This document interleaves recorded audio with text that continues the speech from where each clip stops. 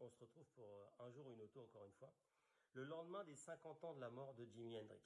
Et Jimi Hendrix, il avait une qualité, il aimait aussi bien les autos. Alors la richesse venant, il en achète une première.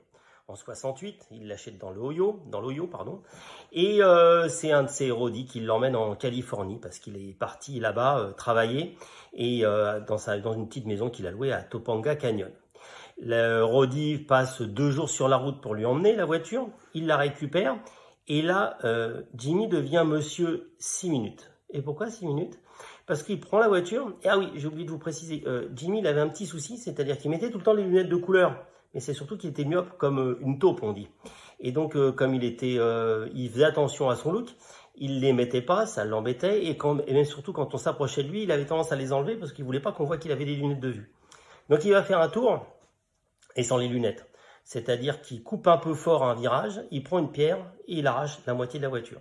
La voiture est détruite. Monsieur Assurance paye et il décide de remplacer cette superbe Corvette qui était métallique blue par une grise métallique avec un plus gros moteur. Et cette deuxième, elle a un petit truc sympa, c'est qu'il était fan de musique, on s'y attend un peu, et contrairement à ses camarades qui mettaient des lecteurs de bande Super 8 dans 8 mm dans la voiture, lui, il décide de mettre un lecteur de cassettes japonais, les cassettes Philips, celles qu'on a connues, enfin que moi j'ai connues, les gamins ils n'ont pas connu, à l'intérieur pour écouter dans cette auto.